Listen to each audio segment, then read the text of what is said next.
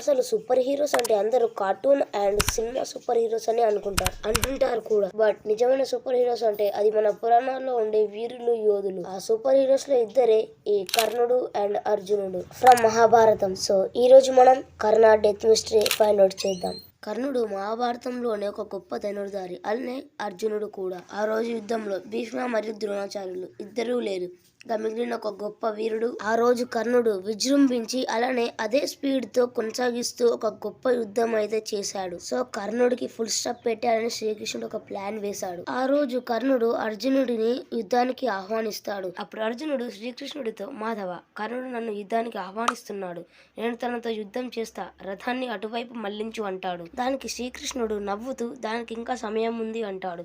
కానీ కర్ణుడు, ఏంటి అర్జున, నేను నిన్ను యుద్ధానికి ఆహ్వానిస్తే నువ్వు నాతో యుద్ధం చేయకుండానే పోతున్నావేంటి అంటాడు. అయితే అర్జునుడు శ్రీకృష్ణుడితో, మాధవ, కర్ణుడు నన్ను పిలుస్తున్నాడు, పద, నేను అతనితో యుద్ధం చేస్తాను అంటాడు. దానికి శ్రీకృష్ణుడు, నేను యుద్ధం చేసే చోటు ఎప్పుడో ముందుగానే నిశ్చయించాను అని అంటాడు. అని ఆ యుద్ధ భూమిలో వేరే దిక్కుకి రథాన్ని మళ్లిస్తాడు. సో కర్ణుడు తన రథసారథికి వాళ్ళ వెనకాలే వెళ్ళు అని అంటాడు. కర్ణుడి రథం అర్జునుడి రథం వెనకాలే వెళ్ళసాగింది.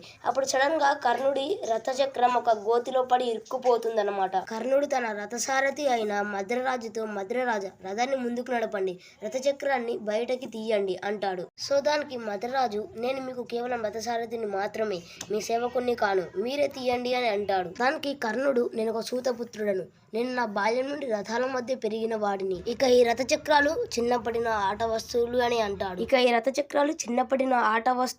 అంటాడు. అని తన ధనస్సుని రథంలో వదిలేసి కిందికి దిగి చక్రాన్ని బయటకు తీస్తుండగా శ్రీకృష్ణుడు, మీరు కాసేపటి క్రితం భూమిపై ఉన్న రథంలో నిల్చున్న అర్జునుడిని యుద్ధానికి ఆహ్వానించారు, ఇప్పుడు తాను మీ ఆహ్వానాన్ని స్వీకరించి యుద్ధం చేయడానికి సిద్ధంగా ఉన్నాడు అని అంటాడు. దీన్ని విని అర్జునుడు, మాధవ, అంగరాజు కర్ణుడు ఇప్పుడు నిశస్త్రుడు, అతనితో ఇప్పుడు మనం పోరాడలేమని అంటాడు. దానికి శ్రీకృష్ణుడు, ఇప్పుడు అంగరాజు కర్ణుడి చేతిలో ధనస్సు లేదు, మనం కేవలం ఇప్పుడు మాత్రమే చంపగలం, కర్ణుడి చేతిలో ధనస్సు ఉండగా వారిని చంపడం అసాధ్యమని అంటాడు. సో ఇక్కడ మిస్టరీ అనేది బ్రేక్ అయింది. సో అదేంటంటే కర్ణుడి చేతిలో ధనస్సు ఉండగా తనని చంపడం అసాధ్యమని శ్రీకృష్ణుడికి తెలుసు. కానీ అర్జునుడు కూడా గొప్ప ధనుర్ధారి కదా, మరి కర్ణుడిని అర్జునుడు చంపవచ్చు కదా అని అంటారు. నిజానికి అర్జునుడి దగ్గర అంతటి సామర్థ్యం అయితే ఉంది, కానీ తను కర్ణుడిని చంపలేడు. ఎందుకంటే కర్ణుడి చేతిలో ఉన్న ధనస్సు విజయ ధనస్సు, అది ఎవరి చేతిలో ఉంటే వారిదే విజయం, ఎవరు వాళ్ళని చంపలేరు. అలానే కర్ణుడు కూడా అర్జునుడి అంతటి సామర్థ్యుడే కాబట్టి తనని చంపడం అసాధ్యం. అయితే శ్రీకృష్ణుడు అర్జునుడికి కర్ణుడిని ఆ సమయంలోనే చంపమని చెప్తాడు. కానీ కర్ణుడు బ్రహ్మాస్త్రం ప్రయోగిస్తానని బ్రహ్మాస్త్రం కోసం మంత్రాలు చదువుతుండగా తనకి ఏది గుర్తురాదు. కర్ణుడికి ఆ సమయంలో తాను అభ్యసించిన విద్య ఏది కూడా గుర్తురాదు. ఇది పరశురామ ప్రభువు యొక్క శాపం యొక్క ప్రభావం. ఆ శాపం గురించి ఫుల్ డీటెయిల్డ్ వీడియో కావాలంటే మొత్తం ఒక వీడియోలో తీసి పెడతా, దాని గురించి కామెంట్ చేయండి. సో వీడియోలోకి వచ్చేస్తే శ్రీకృష్ణుడు కర్ణుడి తప్పులు ఏంటి అనేవి మొత్తం ఎక్స్ప్లెయిన్ చేశాడు.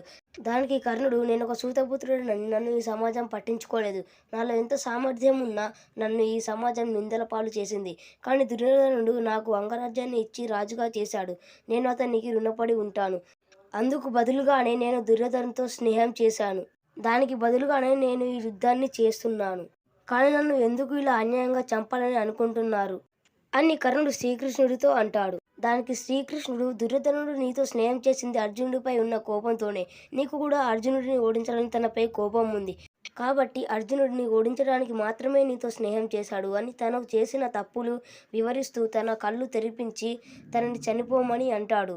అలా కర్ణుడు చేసిన అన్ని తప్పులు వివరిస్తూ అలానే తను చనిపోవడానికి కారణాలు కూడా చెప్తూ తనకి మొత్తం జ్ఞానోదయం చేశాడు.